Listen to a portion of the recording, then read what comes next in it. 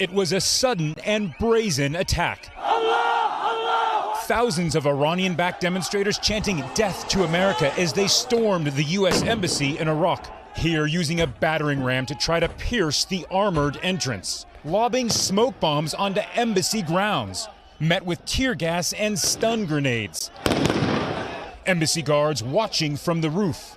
Protesters lighting fires, though they never got inside the walls of the massive embassy complex. Tonight, the Pentagon dispatching 100 Marines from Kuwait to shore up defenses. President Trump tweeting the U.S. Embassy in Iraq is and has been for hours safe, and that Iran will be held fully responsible, adding they will pay a very big price. This is not a warning, it's a threat. The demonstrators are angry over Sunday's U.S. airstrikes against Iranian militias in Iraq and Syria.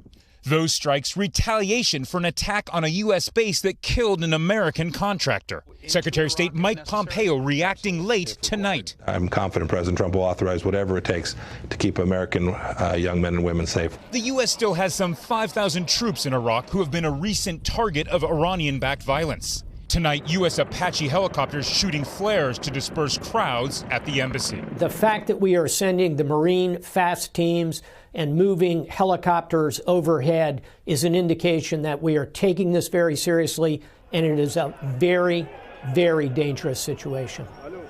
And Hans joins us now. Hans, the president is also facing another global challenge this evening from North Korea's dictator Kim Jong-un.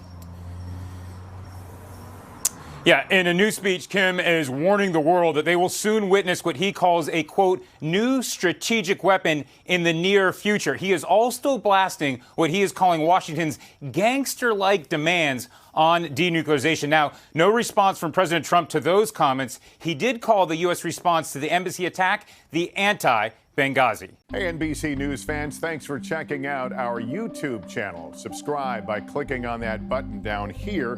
And click on any of the videos over here to watch the latest interviews, show highlights, and digital exclusives. Thanks for watching.